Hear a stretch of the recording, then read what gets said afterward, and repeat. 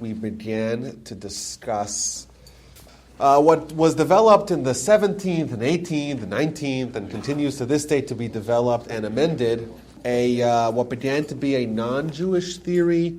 Interestingly, it was promulgated by Jew haters, which is important to note. The very first of the Bible critics were rabid anti-Semites, when they essentially said that the Torah, which was till then, or up till then, was traditionally accepted as being the Word of God as per the dictation of God to Moses, and a new theory is developed and honed wherein it's not the Word of God. Certainly, it's not the word of even one human author. In fact, there's multiple human authors who are writing down the legends and the folklore and the tales and the fairy tales that have been existing in their cultures for a long time, and then over a couple hundred years, just comes along one guy and puts it all together and creates the final book, which he then passes off. He or she then, or they, pass off as being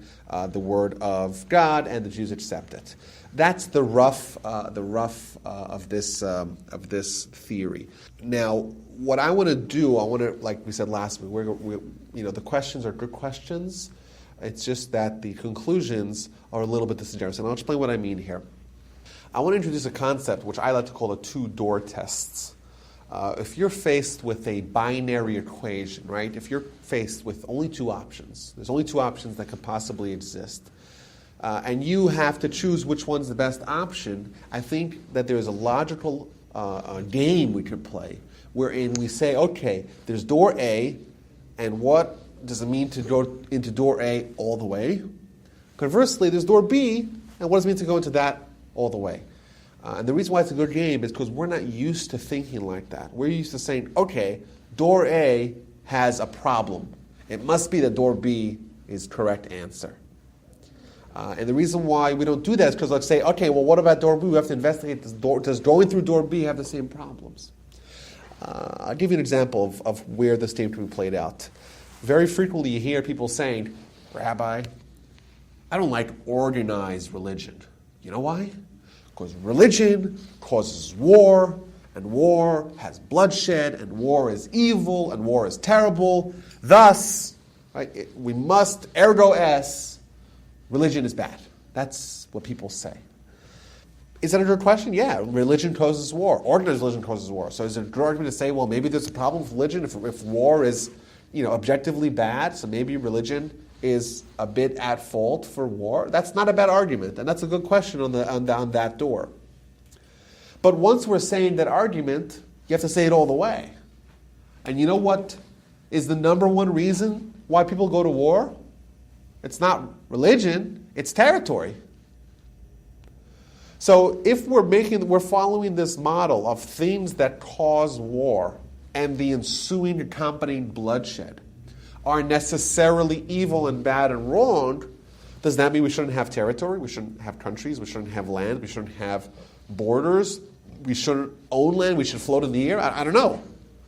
I'm saying if the only argument is X, we cannot be disingenuous with our argument. We have to be intellectually honest and say, okay, if there's a problem, let's examine it, and let's also examine if the alternative has a problem as well. I'll give you guys another example. Some people like to question the existence of God. And this, of course, gains an uptick when you talk about bad things happening to good people or bad things happening in general. And there's an assumption, well, if God is around or if God exists, if that's true, then bad things shouldn't happen because God is necessarily good and bad things are necessarily bad. And if God has the ability to stop it, why would he not? That's the basic argument a lot of people make. Okay, well, that door is closed, right? Okay, but what's the other option? We have to say, okay, if you want to reject God, and by the way, God explains the world that we live in, with all its complexities, with all its vicissitudes. God explains that, right? And especially if you have the Jewish perspective on the matters, you'll say, well, okay, we see meaning behind suffering, we see meaning behind life, there's purpose, there's goals, there's a universal vision for everything. Like we really, yes, you go through the door, there's problems, and the problems you have to really grapple with, but really everything makes sense, and we understand how we even got here. But I pose the question, if you want to reject the existence of God, well then the only other option is that God doesn't exist. Well, okay, if God doesn't exist, take that door all the way. You have to explain me an alternative explanation for how we all got here. And that's going to be problematic. And it's much easier to say, religion causes war. I'm not religious, right? I don't believe in God, right? I'm an atheist. That's very easy, but that's not honest intellectually. Intellectually, to say, okay, I don't believe X because of Y, but I do believe Z, or whatever alternative is, and I have a way to explain that. And that doesn't have the same questions that the option that I rejected has. Let's play a game. You know what we would call the game? The game is called Let Us Make Man. And start off with a Big Bang that's 14 billion years ago, and start off with an Earth that's 3.5 to 4.6 billion years ago. And tell me how you're getting matter, how you're getting atoms, right? How you're getting the exact number of protons and electrons in the world. Tell me where you get hydrogen and carbon and oxygen and nitrogen and phosphorus and all the sugars. Start from there. Build me some amino acids. Give me strings of amino acids and give me nucleic acids and make that all. Tell me how that all happens if there's no God. Just work me through it. And you're creating cells, and you hit one cell, mazel tov, which, by the way, I don't know how you would even hit one cell. But let's say you got the single-celled organism. You got it, right? How does that work? How do you make an amino acid? How do you make a protein? How do you make a single cell that's self-replicating, that has all the technology? With a single human cell has 3 billion pairs of DNA of DNA bases. Where does that come from, if not for God? Take the door. Tell me, explain to me. How do you get one cell? Much less one cell to multiple, more complex cells, to animals that have functions and they, and that work and reproduce, and everything is so super balanced. And now we have 1 trillion different species on this planet. We found out recently. 1 trillion. How are you getting 1 trillion species out of nothing without God? Just walk me through that door. Evolution, by the way, starts from an amoeba, which is like a single-celled organism. A single-celled organism is the most complicated technology that we could ever fathom to create. Right? Nothing that all of collected human ingenuity has not created something that replicates a single-celled organism. But we say, well, compared to more complex organisms, it's not so complex. Evolution starts with that. Everything else is beyond the scope of science. Well, maybe religion causing war is beyond the scope of religion, right? Why are we giving this freedom, this immunity from criticism to an alternative to God, and not giving the same immunity to a much more minor criticism to the other option? 5 billion years, get me from nothing. I'll give you matter. I don't even know how they got matter, because you can't make any matter. That's a rule of physics. Right? You have matter. Take me from there without God. Remember, no intervention. How are you creating the very basic building blocks of life out of inanimate matter? And once you're doing that, just work me through how you get to 1 trillion different species over 3.5 billion years. Just tell me how that works. And you know what? You can't. You can't. And by the way, this doesn't question evolution.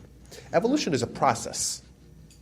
We talk about God as a source, as an overseer, as a creator, Borei Olam, creator of the world. The methods that God used to create the world, that's a mystery to us. Because we have a couple of verses in Genesis, and that's all we have.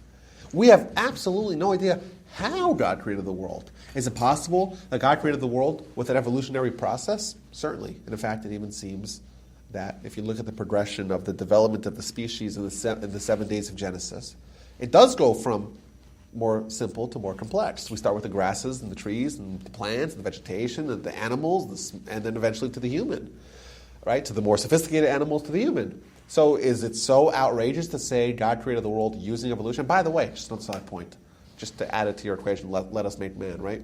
You also have to account for the 99% of species that are extinct.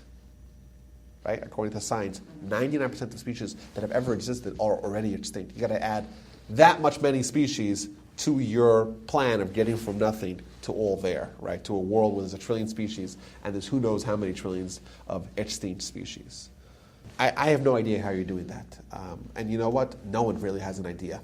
But people are willing to question one side of the argument without ever levying any form of strict, rigid analysis on the other side of the argument is a bit disingenuous. And what we will find today is that the bar for promulgating, for presenting, for positing arguments against the traditional view is much lower than trying to defend and support the Torah and the existence of God. But either way, I want to also say, by the way, that we've had in history a leader of a country who's very famous, whose name we all know, who was the biggest proponent of evolution, more than anyone that you guys know. And that, of course, is Hitler. Hitler was obsessed with this idea of survival of the fittest, of the fact that it's morally proper for the more developed and more sophisticated to consume and destroy the less sophisticated. And in an evolutionary sense, he's right, which is weird. But I'm saying, we tend to say, yeah, we like evolution as long as it rejects the idea of God. But to take it to the logical conclusion, that we won't do. That's evil, that's wrong. And of course it's evil, and of course it's wrong. But it's also a little bit dishonest to say, we like the idea, so long as it conforms with what we think is socially acceptable or morally acceptable or what we feel comfortable with. But if it goes beyond that, well, then it's not true. Well, if it is true, it's true. And once again, my point is not to try to lambast evolutionists. Evolution could be very much true within a certain context of God overseeing it. But the idea of evolution being an engine on its own, thus nature, so to speak, evolution is propelling us on its own with its own engine. The idea of evolution being a good thing. Hitler believed that very strongly, and that dominated his Weltanschauung, which, by the way, was one of his favorite words, his world outlook. And there's a book recently came out called Black Earth, which this is his theme. His theme is that Hitler was obsessed with the idea of racial purity and the idea of kind of categories of humans, and really taking the idea of evolution and injecting it into real life situations. It's crazy, But you have to explain, if you believe in evolution as the alternative for God, tell me he's wrong and tell me why. And it's very hard to do. But if you actually take that door, right, that's where you may end up. But that's a pretty scary thought. Okay, well, what about our discussion at hand? We're talking about the authorship of the Torah. And the authorship of the Torah is also a binary equation. There's really only two options. Either God wrote it, or a human wrote it. And if it's a human, it could be Moshe, it could be Ezra, it could be a compilation of people, right? Or it could be the point is someone who's not God, or certainly not a prophet, right? That's really the only two options. And if so, we have to say, okay, if we find a problem or a perceived problem with one of the doors or one of the options, and as a result of, by dint of that problem, we opt for the other option, we have to understand that that other option has to also make sense. If I say, there's a problem with this option, so let's choose that option. But that option has many, many, many, many, many more problems, and makes it even that much less likely to be true. Well, then it's still preferable to go with the other option. And about that being said, I'm not trying to concede that a Torah of divine authorship has problems. I don't believe it does. But I'm saying even perceived problems of the Torah, even if we're starting from the ground line here, we're really trying to take an empty canvas and really examine it from the ground up. Even if there are perceived problems that we have with Torah as being a divine document, let's initially examine the other side. Let's assume it's a human document, and let's see what kind of questions that raises. For example, we mentioned this last week, and I want to kind of talk about it a little longer. The argument of the Bible critics is a little bit self-contradictory. On one hand, we're dealing with a skilled redactor who's able to seamlessly weave multiple documents into one. He takes multiple documents, the J, the P, the right, all that, and he's able to decide what goes where and everything, put it all perfectly in place to make it one coherent, cogent document. On one hand. On the other hand, when the Bible critics look at the Torah, to them it's so clear the demarcations of the various texts. To them it's obvious that this was a product of multiple authors. So did he do a good job or not? Right? Was this some sort of stylistic genius who was masterfully masked the various different documents that were the original documents? Yet, the creation story on chapter 1 of Genesis, the very first chapter of the Torah, is repeated in chapter 2. And this is one of the big questions of the Bible critics. Why would Genesis be repeated twice? When truth is, it's not repeated twice. Certain elements are repeated twice, but even that, they're not really repeated. It's different things, right? It's just not reading it critically. But my point is, let's try to think as a Bible critic thinks, okay? We find chapter 1, chapter 2 of Genesis, and they have overlaps. Or what we think to be are redundancies, repetitions. Okay, obviously they're two different documents, right? That's what the Bible critic would say. Obviously they're two different documents. Wait a minute. Was this guy so sloppy in his editing process that he couldn't even figure out on the very first and second chapter not to repeat himself? It seems contradictory. Which one is it? You have to choose a side. We cannot have some very creative, very talented genius of literary capability to weave it all together, yet they got mixed up with the names, couldn't figure out the name of God. Yet it's so sloppy that things are repeated, right, even from the very beginning. The logical leap of saying that something is repeated and thus it's for sure it must be two different accounts is crazy, right?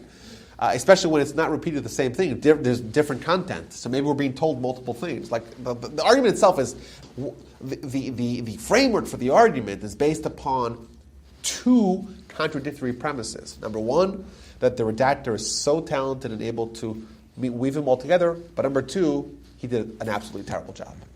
Number one. Number two, I think everyone would agree, certainly the Bible critics believe it, certainly the uninitiated believe it, that the author or authors of the Torah, of the Bible, are arguably history's most talented legal systematizers. They were able to organize law clearly and exhaustively and talk about everything and really give an exhaustive detail of law and morality and how society should look. They did a fantastic job, on one hand. No one's going to deny that. On the other hand, clearly the author, right, we're starting from the bottom, where we know nothing, but the author clearly is one of the great legal systematizers out there. Like this, it's a legal system, by the way, that is still predominantly used today. Like the things that we have today, English common law, are based a lot on Torah law. So a lot of the law we have in America, and really in the whole world, is based on Torah law. Other religions modified and copied it. Other religions believe it to be, like, it's a fantastic document on one hand. On the other hand, we also know that the Torah makes it abundantly clear that observance of these rules are mandatory. Clearly, right? It talks about punishments if you don't observe it, and all of Deuteronomy is full of these. You got to observe. Yet, in many parts of the law, it withholds from giving us clear directives on how to fulfill many mitzvahs. I'll give you an example. A mitzvah that's repeated many, many times in the Torah, the mitzvah of Shabbos, observing the Shabbos. Don't do malach on Shabbos. Don't do work on Shabbos. Rest on Shabbos. Whoever does work on Shabbos, mechalel mas yumas. You have to observe Shabbos. How do you observe Shabbos? Don't you think that it should have broken it down to a more granular level, right? And told us, well, these are the principles, and these are the sub-principles, these are the categories, right? Shouldn't that be broken down? Yeah. If that's the only document that we have? And not only that, think about it. If a human author wrote that document, right, clearly with a capability and a scale to really encompass all of law that we can imagine, they did a terrible job. Because you really cannot use a document to fulfill law. We're not told what totafot looks like, for example. We're not told how to do things like almost any mitzvah. We're not told. Additionally, the document refers itself. The written document itself refers to other instructions that are not found anywhere else in the document. For example, in Deuteronomy chapter 12, verse 21, it says that if you want to eat meat, you have to slaughter it, as I instructed. If you look from the beginning of Genesis to the end of Deuteronomy, there's no instruction on how to slaughter. By the way, the laws of slaughtering an animal, kosher, shechting an animal, are voluminous. There's lots of detail. And we're not told anywhere, yet in the book itself it says we're told. So just tell me, how does that work? Assuming you have human authorship, let's take that door. Let's take the door. Why would they write it? It got lost? I'm saying, so the editor should have taken it out, right? Well, along with the other things that didn't make sense, right, ostensibly. What are these instructions that he's referring to? And why would it not be all written down? And if it wasn't, there were no other methods of instructions, right? Why would it be included in the text? Because it doesn't make any sense. There's problems that really are fundamental problems to the theory that it's a human authorship and the oral Torah is not real. It's not part of it. It's not part of the collective corpus. It must be the document, or at least the authors of the document, knew of a accompanying text or accompanying instructions. Where is it? And what are the implications of that other text in explaining said, our text at hand? Additionally, I want to ask another question here. I'm going to go further into all of these things a little bit later. Who are these people that wrote this? Who are these people? Are they Jews? Are they non-Jews? Are they anti-Semites? Well, you would say probably they're Jews, right? Well, I'm saying if this was written by humans, my point is, if we're going with that door number B, it's written by humans. Who are these people? Are they Jews? Probably, right? Well, don't you think they should write something nice about the Jews? Wouldn't that be nice? That Abraham is not castigated, and Isaac is not spoken negatively of, and Jacob is not reprimanded, and Joseph is not a sinful person, and Judah doesn't make terrible mistakes, and Moses has faith. Wouldn't that be nice? Moses, the great leader, should have a little bit of faith. God shouldn't tell him you shouldn't have faith. And Moses should be reprimanded by God again and again and again. And the Jewish people shouldn't sin and want to go back to Egypt after their slavery. And they should be victorious. And shouldn't things work out for them? Don't you think the motivation of a human author, if he was Jewish, would be to make the Jews look good a little bit? You read the book, right? We question God at every possible opportunity. We send spies into the land, and then they say, oh goodness, it's terrible, we don't trust God. Let's go back to Egypt. What's going on? Shouldn't the authors try to paint the Jews in a good light? Every other book of history that's written by a certain culture presents that culture in a positive spin. If you read about the Cold War in Russia, you'll get a very different account than you do growing up over here. Not only that, certainly in history, we know historically the documentations that we have from ancient civilizations are notorious for amplifying their own success and their own prowess and their own victories and their own everything and making everyone else look terrible. Why would the Jews not do the same? Talk about a glorious nation that does no wrong. And they have prophecy, and they never make any sins, and it's fantastic, and the leaders are tremendously moral and upstanding. Wouldn't that be the way you would do that? Why so much negativity? Why is it possible that Moshe, who's obviously the hero of the story, is also the villain because he is reprimanded and castigated by God more than anyone else in the entire book. What is going on? Additionally, I want to just bring a few more points here. This is all assuming we're taking door number B and we're questioning the divine authorship of God. We have, according to history, this is undeniable, the Jews in the 5th century were already scattered throughout the land. The Jews were in Persia, the Jews were in Babylon, the Jews were in Asia Minor, the Jews, some of them were even in North Africa. There was still a contingency of Jews in Israel. Jews were everywhere. If that is the time when the book was finalized, like the Bible critics say it was, who was the one who went on a missionary pilgrimage to deliver the books to every nation, to every group of Jews scattered throughout the globe? Who was the one who had to peddle the story of a divine book? Because the book itself talks about it being divine.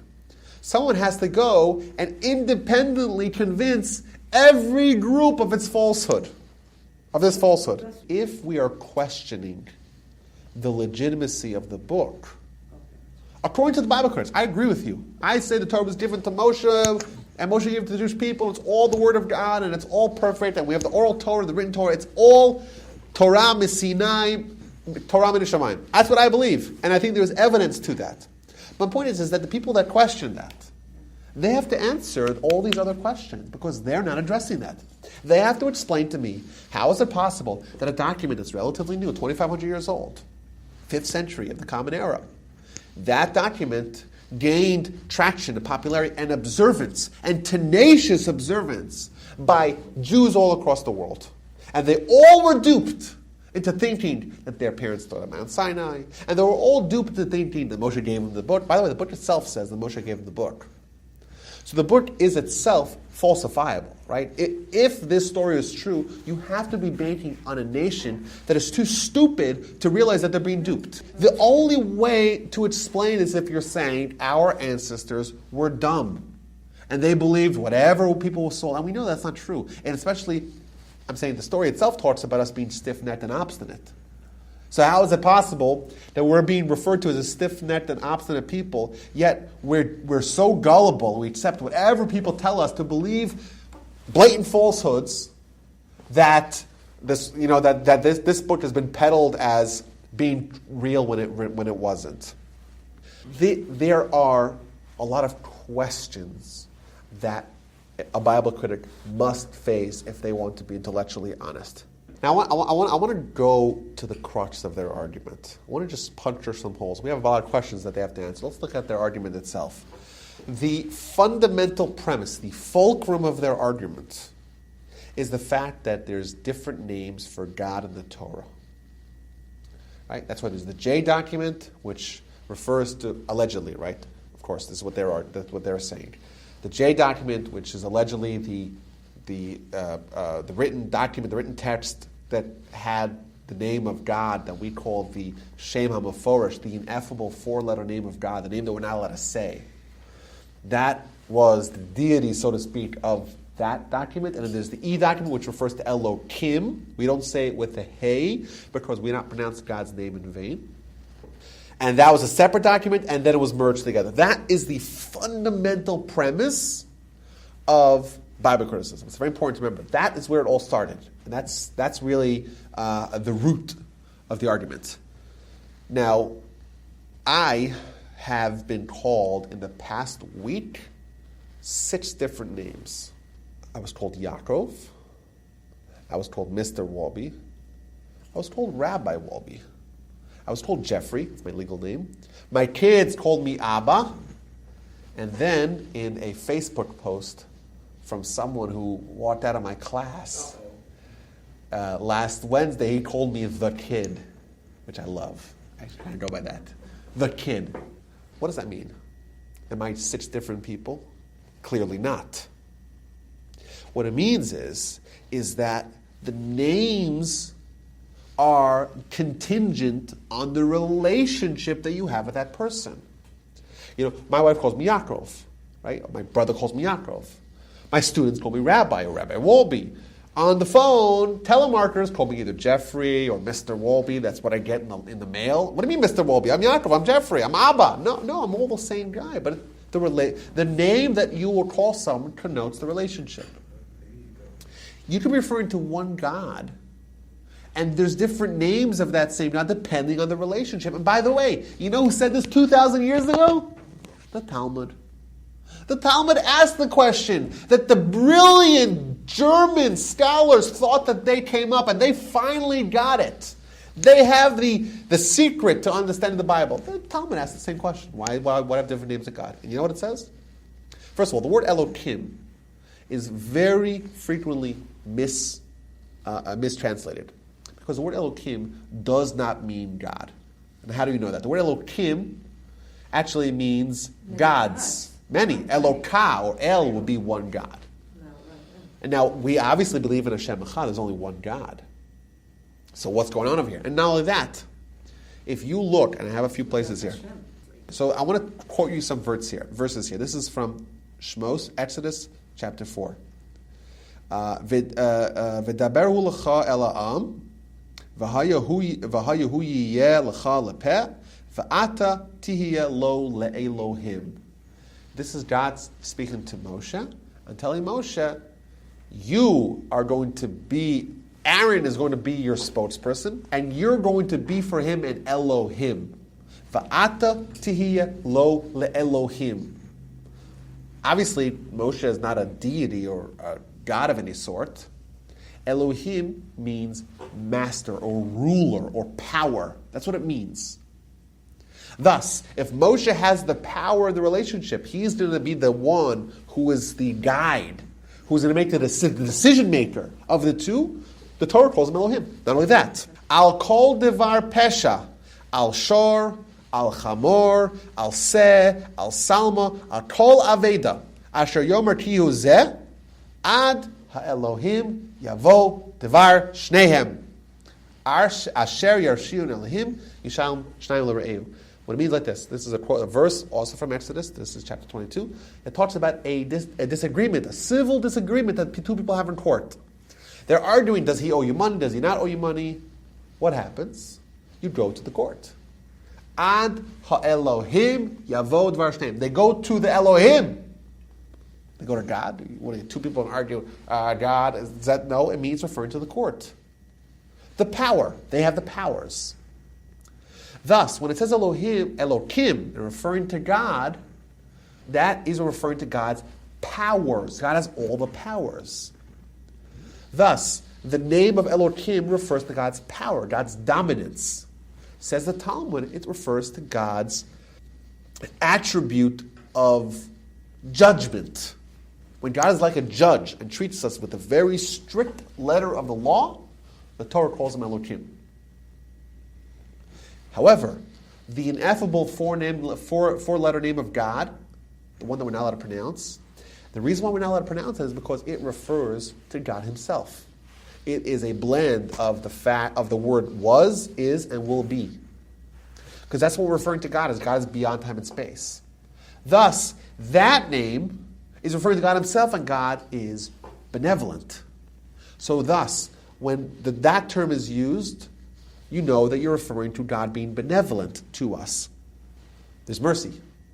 Simply, the linchpin of the argument of the Bible critics, the fact that there's different names of God, was asked thousands of years ago. And you know what we got when we asked that question? We got an insight that helps us understand every time when a name of God is used, how is God treating us? Which one of those various names, thus, various relationships that we have with God, which one of them is on display in this current section of the Torah? If it says Elokim, you know that there is an attribute of judgment, of strictness, of the letter of the law. If it says the name of Yod-Kei Vav-Kei, as we say, the ineffable name of God, well, then there's mercy. Not only do we see subtleties, right?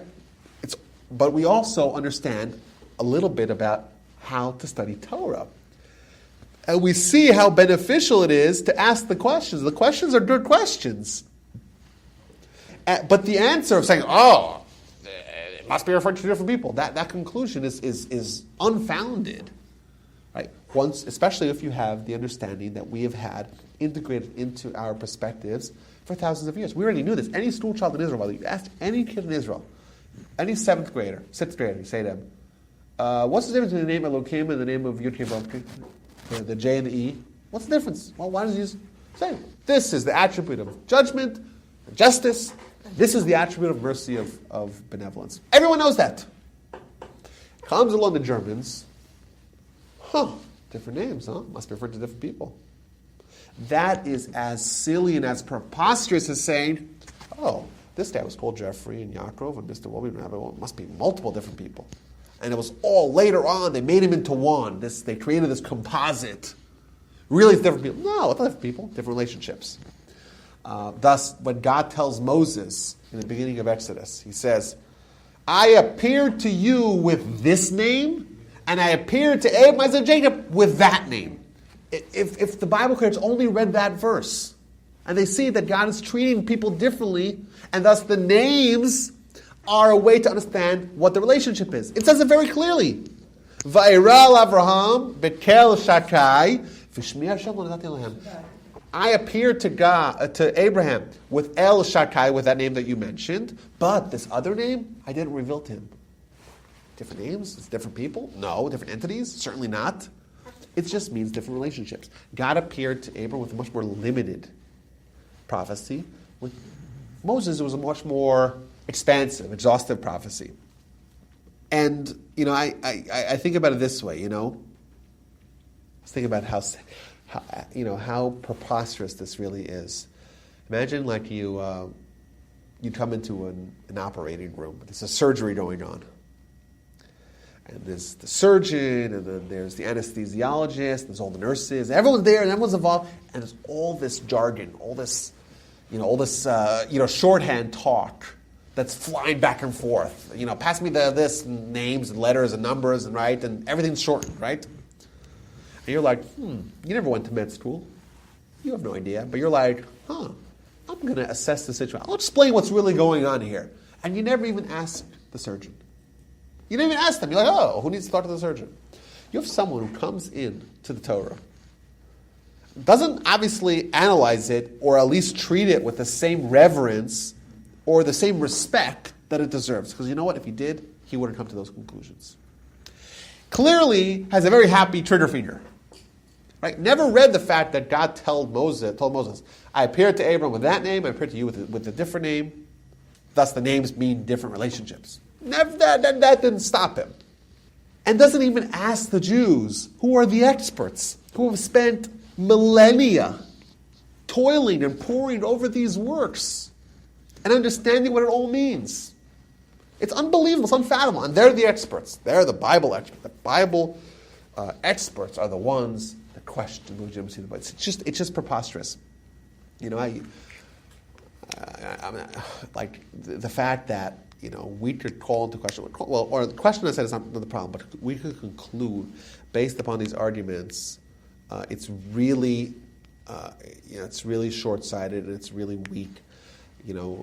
If you have a lawyer, and the lawyer is writing a brief to be presented to the judge in the court, I'm sure he'll write it with lots of decorum, proper etiquette, and proper punctuation, and really nice words, and right? He'll review everything and edit it, right?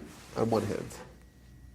On the other hand, if that same guy was outside in his car and he sees the guy behind him, the guy next to him parked right next to him. When the guy parks right next to you and he can't get into your door, you got to open the door and kind of slither in. And he's like, I'm fed up with this. And he starts writing out a note furiously and puts it on the guy's windshield. And then you compare these two notes. You're like, this is what the lawyer wrote, this is what the guy next to me wrote. The angry driver. There's no way it's the same guy. No way. Look, the handwriting's different. This one's so nice and organized. And this one's so sloppy. The words that this guy uses, he would never use. The lawyer would never use. But really, it's the same guy because the context matters.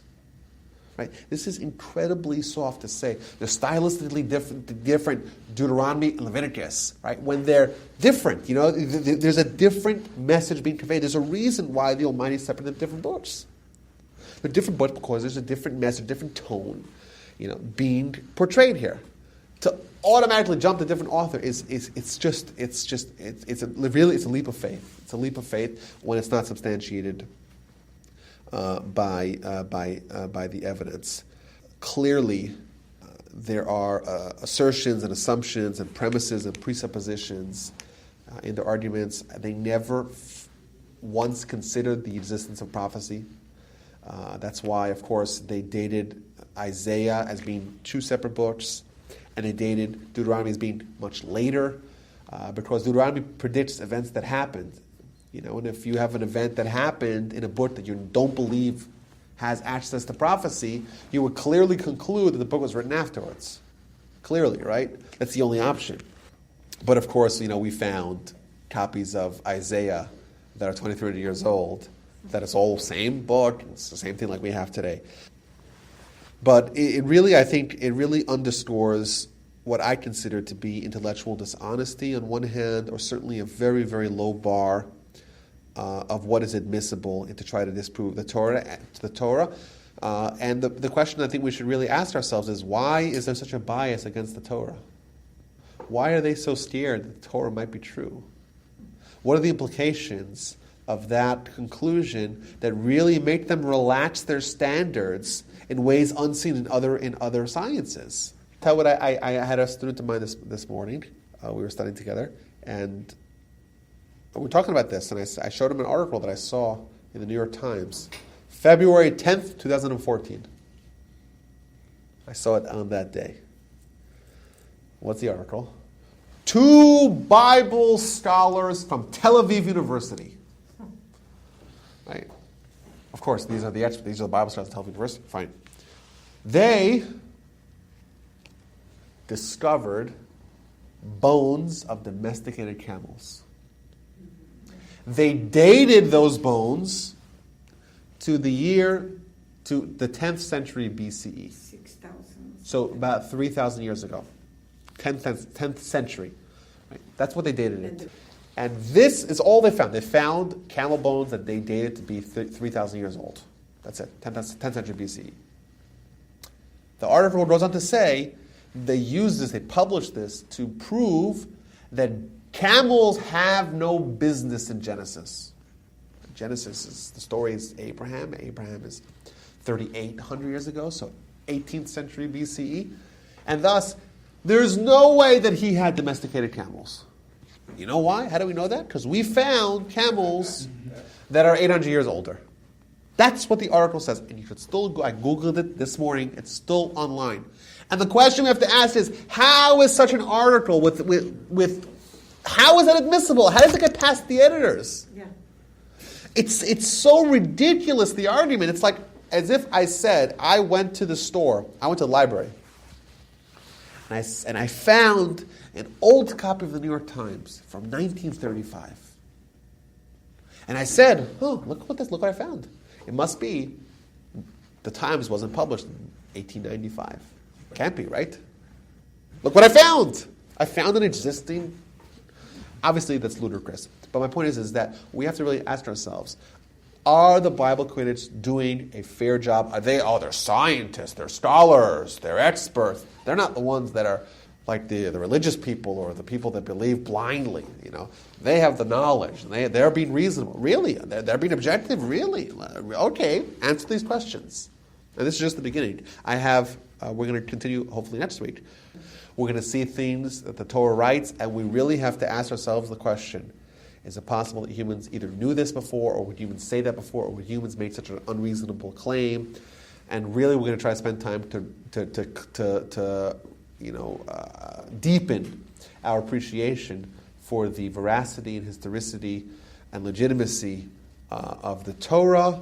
And indeed, we can have the comfort to knowing that even though these alleged scholars may argue otherwise, they have very, very little to stand on, and they are faced with a lot more questions than we are. And it's unfortunate that there's a free pass given out to anyone that wants to question the Torah. It's unfortunate. But as pursuers of truth, we can be very comfortable, and this is just the beginning. We're going to do maybe a bunch of weeks of really going through texts of the Torah, seeing predictions, seeing mitzvahs, and going through some of the content of the Torah. But to say that the scientists who formulated the documentary hypothesis and higher Bible criticism, that that door is such an easy door to take is really, really untrue, and we are going to work to try to develop and deepen our appreciation for the Torah.